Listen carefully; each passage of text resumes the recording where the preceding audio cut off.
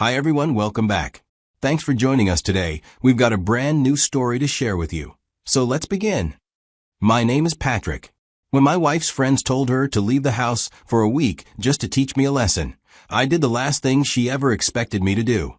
I had seen the way her friends influenced her for a while, and I had warned her about the kind of advice they gave and how it never seemed to bring anything good into our marriage.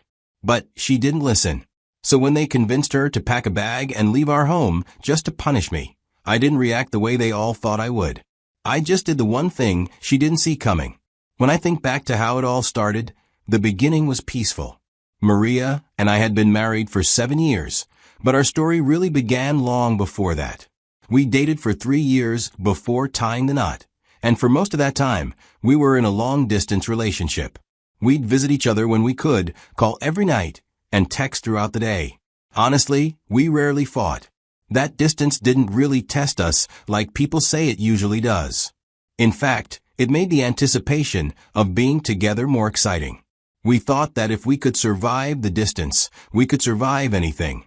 But what we didn't realize back then was that love, as strong as it might be, doesn't prepare you for the daily realities of living with another person. After the wedding, everything changed subtly. We moved in together for the first time. Suddenly, we were sharing the same bed, the same bathroom, the same kitchen every day. I had lived alone for years before we got married. I was used to my own rhythm, my own space, and suddenly I had to consider someone else in every little thing. It wasn't bad, it just took time. Adjusting to having someone always around, always involved in your personal routines, takes a mental shift. Still, I welcomed and loved her. I believed she loved me, too. That mutual affection and connection were our foundation.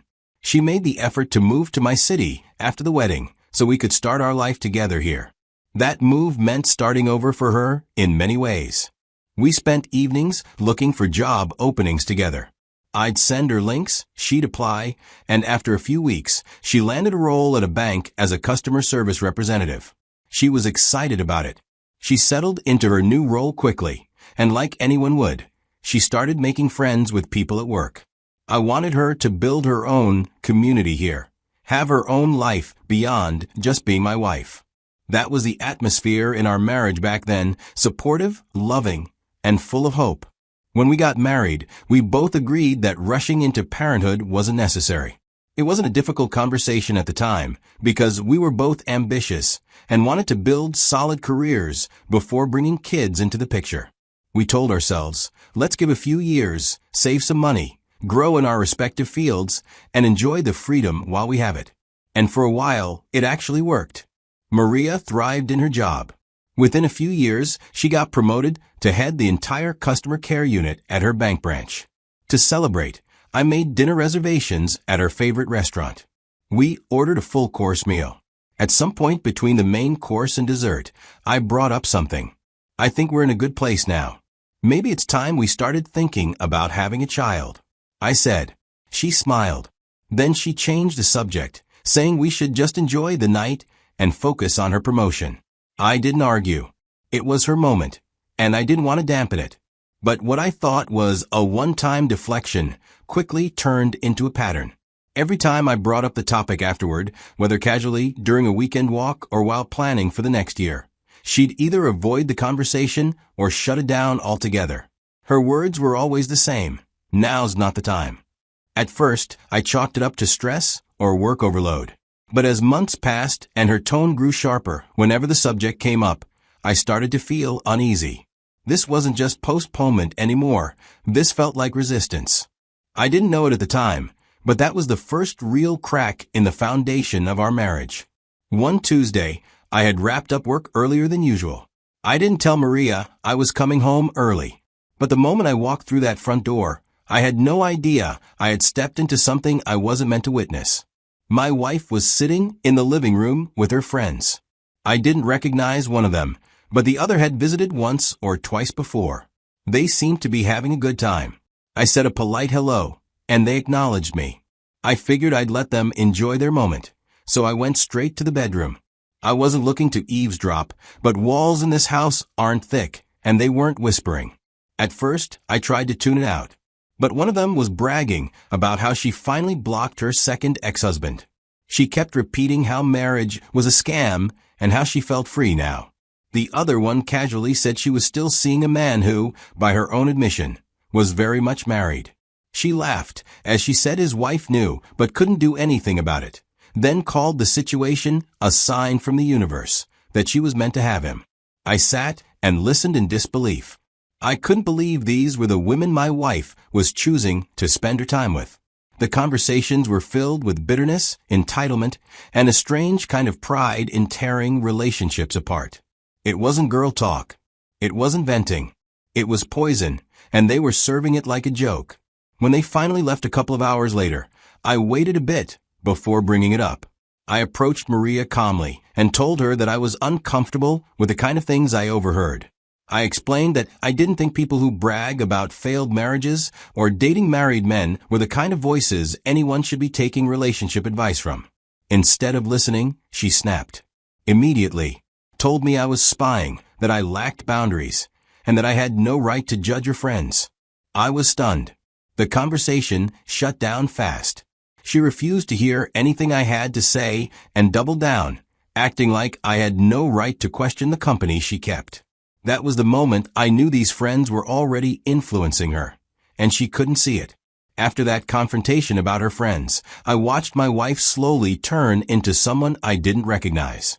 Every time she came back from spending time with those friends, it felt like she brought pieces of their bitterness into our home. She'd sit quietly at first, almost waiting for something to go wrong. Then, out of nowhere, she'd accuse me of anything and everything. At one point, she claimed I wasn't leading like a real man should. These were things she never said before, never even hinted at. It was like someone had handed her a checklist of things to be angry about. I tried not to overreact. But then one night, she came home late, and when she walked through the door, I smelled alcohol, like she'd been out drinking heavily. That wasn't like her. She wasn't the type to go out partying, especially not on a weekday. And I suspected exactly what it would likely come from those same friends who laughed about reckless living like it was something to be proud of. I gently asked her about it, saying, "Hey, are you okay? This isn't like you." But instead of talking to me, she exploded. Said I was trying to cage her, that I was threatened by her freedom, that I wanted to keep her small. She said, and I'll never forget this, she said I was trying to ruin her body by pushing for a child. That I wanted to trap her in motherhood while I stayed free. I didn't know how to respond as I stood there, completely stunned. Then she turned and walked away. After that night, things got even colder between us. We lived in the same house, but it was like we were strangers. She'd leave for work without a word, come home and head straight to the bedroom. When I tried to start a conversation, she'd give me one-word answers or flat out ignore me. It was like my presence irritated her. I gave her space. I hoped maybe it was just a phase, something she'd snap out of. But days passed, then a week, and the silence became normal. The warmth that once made our home feel like home was gone. All that remained was tension and the growing sense that I was being slowly pushed out of my own marriage. One morning, the sun hadn't even fully come up yet, and I walked out into the hallway to use the toilet and saw her by the closet, zipping up a small travel bag. There was no planned visit, no conversation about needing to be somewhere. So I asked, "Where are you going?" At first, she didn't even look at me, just kept folding a few shirts and placing them neatly in the bag. When she finally spoke, she said she was going to stay with one of her friends for a while. I asked why. She said our marriage wasn't working the way it should, and she thought we needed some time apart. According to her, this was the best way for us to both figure out what's next. I stood there, confused and trying to wrap my head around what was happening. We hadn't been talking much over the past week, that part's true. Things had fell off, but I never thought it would lead to this. So I tried to reason with her. I told her that every relationship hits rough patches and that we didn't need to separate to work things out. I even offered therapy, something we'd never tried. I was willing to sit down with a professional and have the hard conversations if it meant saving what we built. But she didn't even flinch. She just shook her head and said we needed a break. Just 1 week apart, according to her. I didn't know what else to say. I felt helpless. It's one thing when you argue and slam doors. It's another when the person you love quietly checks out and packs a bag like it's no big deal. She walked out without even looking back. As soon as the door closed behind her, I felt this tightness in my chest. I couldn't pretend everything was fine and just go to work like it was any other day. So I called in sick, told them I wasn't feeling well. Thankfully, my boss gave me a couple of days off. And for most of that day, I just sat, replaying every moment, every argument, and every red flag I chose to ignore. The more I thought about it, the more I realized this wasn't just about space or needing time to reflect. It was a pattern. I might still love her, but I couldn't ignore what she was showing me. If she was willing to leave this easily, if she couldn't fight for us, even when I was ready to do everything possible to make things work, then there was nothing left to save. I didn't want it to come to this. But after everything that had happened, I opened my laptop and started searching for a divorce lawyer near me. Divorce was never a word I imagined would be part of my story. I thought we'd be one of those couples who fought through it, figured things out, maybe even grew old side by side. But there's a point where love stops being enough, when disrespect, distance, and manipulation replace it. I found a lawyer with good reviews. I booked an appointment for the next morning. I barely slept that night. At the meeting, the lawyer didn't sugarcoat anything. He walked me through the entire process: property division, timelines, legal notices, and the emotional toll that usually comes with it. I gave the go-ahead, told him to file the papers. On the 5th day of her being gone, she got the papers. Within hours, she messaged me, said I was bluffing, said this was my way of manipulating her to come back. I just stared at the message for a while. Then I typed out my reply. I'm not bluffing. The marriage is over. I didn't need to argue or explain myself anymore. I had spent years trying to hold that relationship together. That evening, I got back from work, tired and drained. I hadn't even taken off my shoes when I saw her. She was standing in the living room. The moment our eyes met, she rushed toward me, almost like she was relieved to see I still came home. Her voice was shaky, nervous.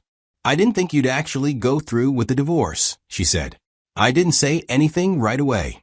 She continued, her tone a mix of panic and guilt, asking me to withdraw the papers, saying we could still fix this if I just gave it time. But something in me had already shut down.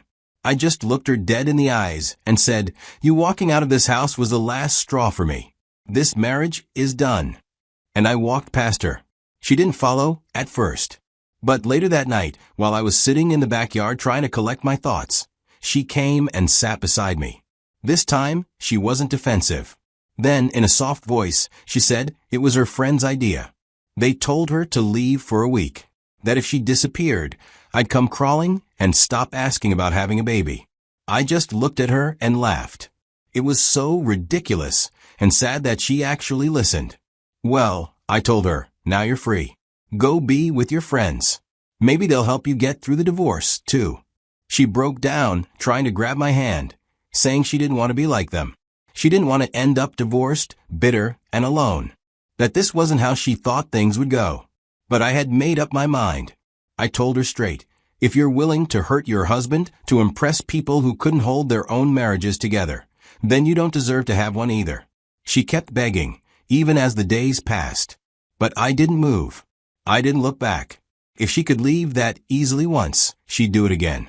The divorce process wasn't quick, but by the time the papers were signed and everything was finalized, I had already moved on. Her begging didn't stop. She sent messages, called at odd hours, and even showed up unannounced a few times. She wanted me to undo what I had already accepted, that this marriage couldn't be saved. But I stood firm, not because I hated her, but because I finally understood that loving someone doesn't mean tolerating repeated disrespect, especially when they don't see anything wrong with it. Eventually, the court made it official. The marriage was dissolved. Everything we shared was divided. I'm not going to sit here and pretend I'm happy about how things ended. This isn't how I pictured my marriage story turning out. No one gets married thinking, one day this person will walk out because her friends told her to. It hurt, but sometimes feeling relief feels better than sadness. I don't have to worry about coming home to silence, to passive-aggressive remarks, or to a woman who lets others think for her. I don't have to wake up wondering which version of her I'll get that day, the warm partner I fell in love with, or the stranger her friends trained her to become. If you're listening to this and you've gone through something similar, or you're in the middle of it now, let me say this. You're not crazy. You're not asking for too much. A relationship should be between two people. Not 3, not 4, not a panel of so-called friends who cheer for your relationship to fail just because they failed at theirs. A spouse who lets outsiders poison their home doesn't deserve the trust and loyalty that comes with marriage. And when someone chooses a toxic company over commitment, believe them and protect your peace. Thank you for watching.